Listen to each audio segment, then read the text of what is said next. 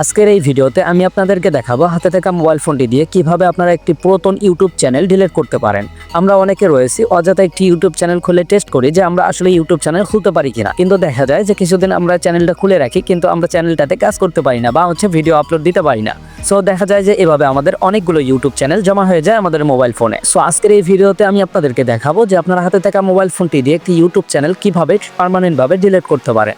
So আমরা অনেকে রয়েছে অনেকভাবে ভিডিও দেখে অনেকভাবে ট্রাই করি কিন্তু আমরা সলিউশনটা পাই না বা কিভাবে একদম পার্মানেন্টভাবে ইউটিউব চ্যানেল ডিলিট করা যায়।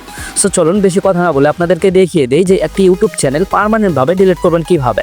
ডিলিট করার জন্য সর্বপ্রথম আপনাদের ইউটিউব চ্যানেল বা ইউটিউব অ্যাপটি আপনাদেরকে ওপেন করে নিতে হবে।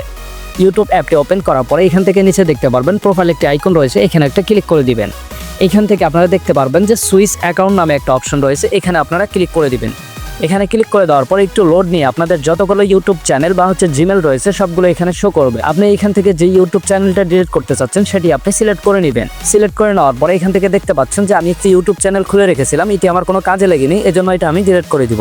ডিলিট করার জন্য আমি ইউটিউব চ্যানেলটাকে এখানে বেছে নিয়েছি। এখান থেকে দেখতে পারবো গুগল অ্যাকাউন্ট নামে একটা অপশন রয়েছে, এখানে একটি ক্লিক করে দিব। সো এখান থেকে আমি দেখতে পারবো ডাটা অ্যান্ড প্রাইভেসি নামে একটা অপশন রয়েছে, এখানে একটা ক্লিক করে দিব। তারপর এখান থেকে আমি স্ক্রল করে একটু নিচে যাব। সো আপনি একটু স্ক্রল করে নিচে আসার পরে দেখতে পারবেন ডিলিট এ গুগল সার্ভিস নামে একটি অপশন রয়েছে, এখানে আপনি একটা ট্যাপ করে দিবেন।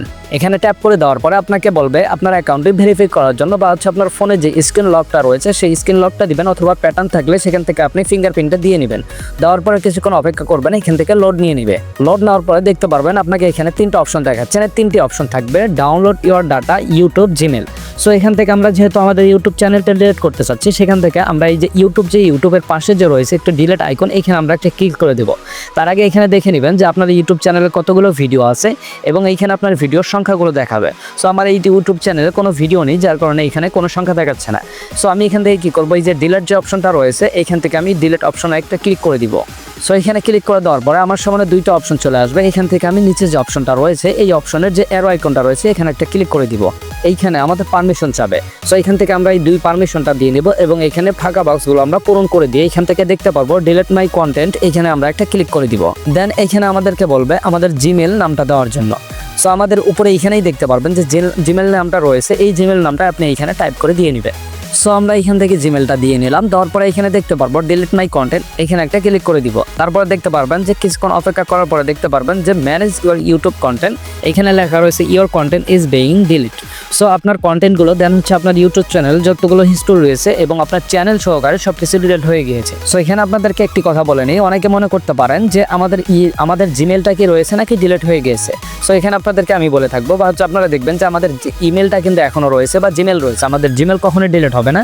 আমরা শুধু আমাদের ইউটিউব চ্যানেলটা ডিলিট করেছি, এখান থেকে ইউটিউব চ্যানেলটাই শুধুমাত্র মুছে যাবে, তারপরে আমাদের জিমেল অ্যাকাউন্ট থেকে যাবে। সো আশা করি আপনাদের এই ভিডিওটা কাজে লাগবে। সো যাদের ভালো লাগবে বা কাজে লাগবে অবশ্যই আপনারা একটি লাইক দিবেন, দেন কমেন্ট করে জানাবেন যে আপনার এই ভিডিওটা উপকারে আসছে কিনা।